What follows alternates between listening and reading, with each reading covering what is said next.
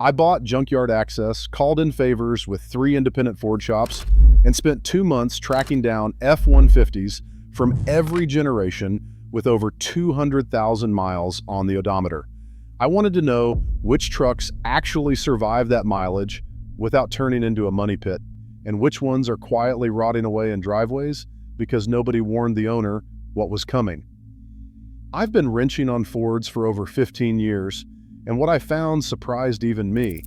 Out of every generation Ford has built, only 2 consistently make it past 200,000 miles without a catastrophic repair bill. The rest either fall apart from a known design flaw or simply never had the chance to prove themselves yet. Let's go generation by generation, and I'll show you exactly what breaks, what survives, and which 2 trucks are actually worth your money. Before we get into specific generations, I want to explain how I'm judging this. A truck reaching 200,000 miles isn't impressive by itself. Plenty of trucks technically get there while dragging along a transmission that's been rebuilt twice and an engine that burns a quart of oil every 500 miles. What I'm looking for is a truck that reaches 200,000 miles on mostly original components, with only normal wear items replaced along the way. That's the real test. Anyone can keep a truck alive with enough money. The question is whether the truck was engineered well enough that it didn't need that money in the first place. Let's start with the 9th and 10th generation trucks, built from 1992 through 2003. I'm grouping these together because they share the same basic engine family and drivetrain philosophy, even though Ford gave the truck a full redesign in 1997. These trucks ran the 4.6-liter and 5.4-liter modular V8s in their 2-valve configuration, along with the 4.2-liter Essex 5.6 on base models. This is genuinely one of the 2 generations worth your money, and here's why. The 2-valve modular engines use a simple single overhead cam design per bank with a conventional spark plug setup, none of the problems that plague the later 3-valve version. I've pulled 2-valve engines out of trucks with 280,000 and even 310,000 miles that still had healthy compression across all 8 cylinders. The timing chains in these engines are far more durable than what came later, and the guides rarely fail before 200,000 miles if the oil has been changed on schedule. The transmission paired with these engines, the 4R70W, is one of the most bulletproof automatics Ford has ever built. Mechanics still talk about the 4R70W the way people talk about a diesel that just won't die. It's a beefed-up version of the older AOD transmission with electronic controls, and it handles the torque of these V8s without complaint for hundreds of thousands of miles, provided you change the fluid every 30,000 to 50,000 miles. I've seen these transmissions go past 250,000 miles on original internals. The 10th generation, which started in 1997, also introduced a fully boxed front frame section and improved rust protection compared to the earlier body-on-frame trucks from the late 80s and early 90s. That matters because rust is often what kills these old trucks before the drivetrain does, especially in road salt states. If you're shopping for one of these, focus on trucks from the northern half of the country's dry regions, or trucks that have clearly had frame treatment, because surface rust on the frame rails is common, and cab corners can rot through on trucks that spent their life in the rust belt. Mechanically, though, this generation earns its spot. The 4.6-liter engine is a little underpowered by modern standards, and the 5.4-liter 2-valve isn't a powerhouse either, but both will run essentially forever if you keep oil in them. Parts are cheap because millions of these trucks were built, and any independent shop in the country can work on one without needing specialized tools. If your priority is a truck that just keeps running with minimal drama, this generation should be near the top of your list. Now let's talk about the generation that ruined a lot of people's trust in Ford V8 engines, the 11th generation, built from 2004 through 2008. This is where things went badly wrong, and I want to walk you through exactly why, because the failure here is a perfect case study in what happens when an automaker changes a proven design without fully solving the problems that come with it. Ford redesigned the 5.4-liter engine for this generation, moving from 2 valves per cylinder to 3 valves per cylinder to improve airflow and efficiency. The idea was sound. The execution created two of the most notorious problems in modern Ford history. The first is spark plug blowout. The three valve heads used a unique long-reach spark plug design, and on early builds before late 2007, the plugs were prone to snapping off inside the cylinder head during removal, sometimes leaving the broken tip stuck in the spark plug hole. Even worse, on some engines the plugs would actually work themselves loose and blow completely out of the head under compression, sometimes while the truck was being driven. Getting a broken plug out requires specialized extraction tools, and if the threads in the aluminum head are damaged, the repair means installing a time-cert thread insert into every cylinder, a job that easily runs into four figures if a shop is doing all 8 cylinders at once, which most recommend once you've had one failure. The second problem is the infamous cam phaser rattle, sometimes called the death rattle by mechanics because of how it sounds on a cold start. The cam phasers on this engine rely on oil pressure to adjust valve timing, and they're sensitive to sludge buildup and inconsistent oil pressure at idle. When they start to wear, usually somewhere between 50,000 and 100,000 miles, you get a loud ticking or knocking noise on cold start that can last several seconds before quieting down as oil pressure builds. Left unaddressed, this can lead to real valve timing problems and, in the worst cases, bent valves. A proper cam phaser repair involves both cam phasers, new timing chains, tensioners, guides, and solenoids, and shops typically charge somewhere in the range of $2,000 to $3,000 for the full job. I've personally seen dozens of these trucks come into the shop with both problems at once: spark plug damage from a previous owner's failed removal attempt and cam phaser rattle developing right on schedule. Ford redesigned the cylinder heads again in late 2007 to fix the plug issue, and those later trucks, generally 2008 models, are noticeably less prone to blowouts, though owners still report cam phaser rattle showing up past the 100,000 mile mark on those trucks too. If you're looking at an 11th generation truck with genuinely low miles and a documented maintenance history showing regular oil changes with a quality synthetic, it can survive to high mileage, but you're fighting the design the whole way. I don't recommend this generation for someone who wants a low-drama truck, and it's the clearest example in this whole comparison of a generation to avoid. If you're finding this comparison useful, go ahead and hit that subscribe button now, because we're about to get into the generation that Ford actually got right, and the one right after it that introduced a whole new set of headaches nobody saw coming. The 12th generation, built from 2009 through 2014, is the second generation on my worth buying list, and it's not particularly close. Ford completely redesigned the truck for 2009, giving it a new, fully boxed frame from front to back, not just up front like the previous generation. That fully boxed frame is stiffer and far more resistant to the kind of frame flex and rust-related weakening that plagued earlier trucks.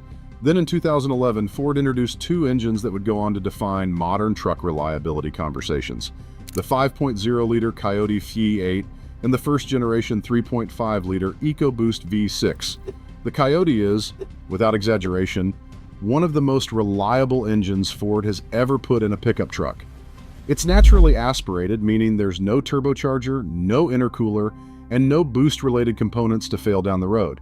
It uses a forged crankshaft and aluminum block and heads, and independent Ford technicians consistently point to the Coyote when asked which engine they'd trust to reach 300,000 miles with normal maintenance. I've personally worked on Coyote-powered F-150s past 220,000 miles running original timing chains, original water pumps, and original head gaskets, with the only major repair being routine items like alternators and AC compressors.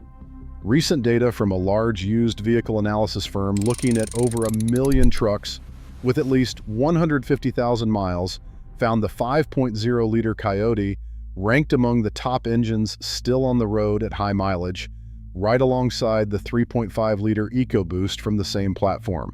The transmission behind these engines in this generation is a conventional 6-speed automatic, not the 10-speed that came later, and that simpler design has proven far more durable in the field without the shudder and harsh shift complaints that show up in newer trucks. Now, the 12th generation isn't perfect.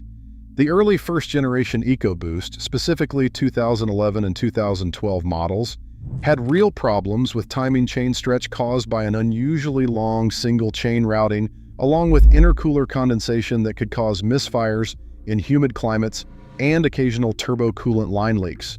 If you're specifically shopping this generation, I'd steer toward either the Coyote Vi 8 or a 2013 to 2014 EcoBoost, since Ford made running changes that reduced, though didn't fully eliminate, those early chain and condensation issues. But even accounting for that, this generation as a whole holds up remarkably well at high mileage, especially compared to what came immediately before it, and honestly compared to what came immediately after it too.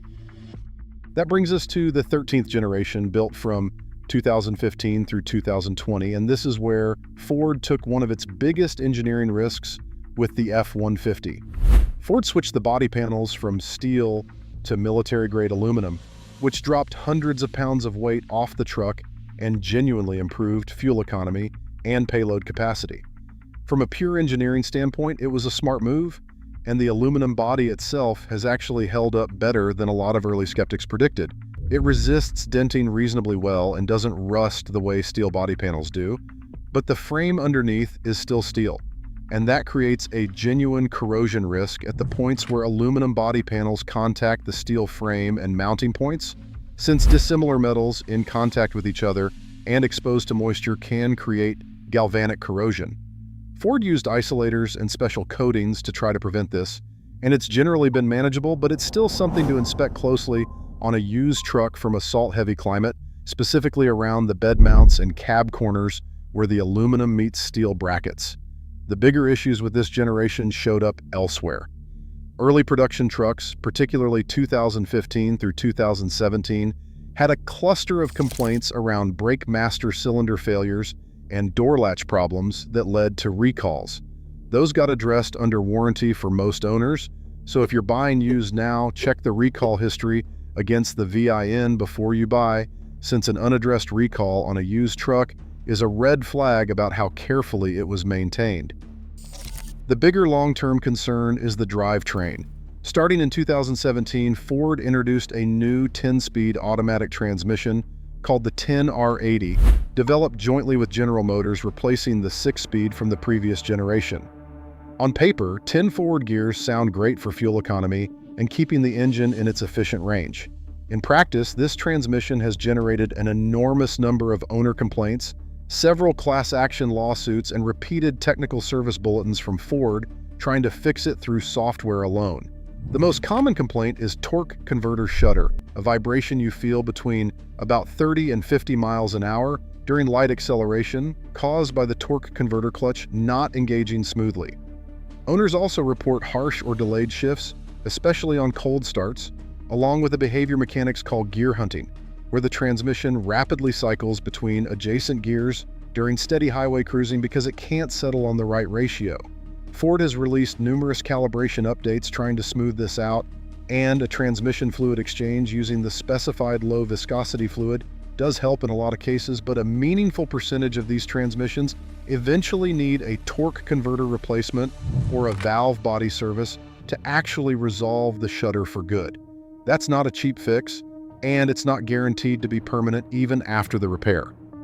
On the engine side, this generation also carried over the first generation EcoBoost cam phaser and timing chain issues into its early years before Ford redesigned the 3.5-liter EcoBoost for 2017, splitting the single long timing chain into two shorter chains per bank and switching to combined port and direct injection to reduce carbon buildup.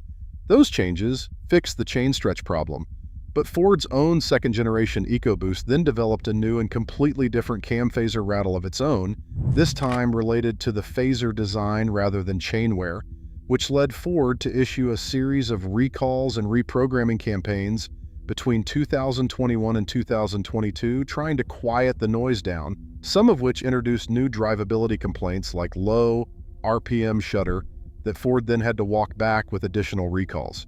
It's a messy history. Between the transmission issues and the layered engine problems, I can't put the 13th generation on the recommended list, even though the aluminum body itself deserves more credit than it usually gets. If this breakdown is helping you make sense of which F-150 to actually buy, smash that like button and make sure you're subscribed because there's one more generation to cover, and it comes with a warning most dealerships won't give you.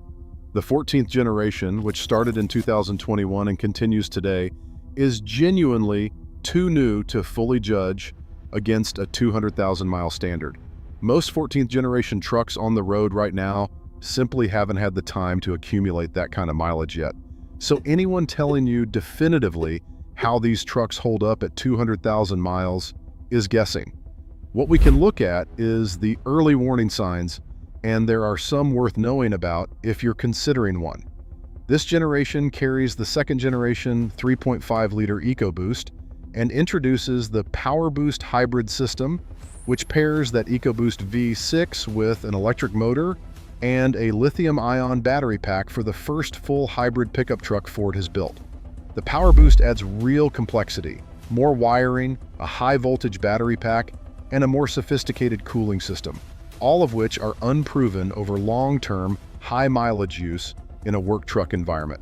More concerning are a couple of recent recalls that surfaced on newer 3.5-liter EcoBoost engines. Ford issued a recall covering misaligned rear cup plugs on certain engines that could work loose and dump oil rapidly while driving, and a separate recall addressing connecting rod machining defects that could lead to bearing failure and, in rare cases, a rod exiting the engine block entirely.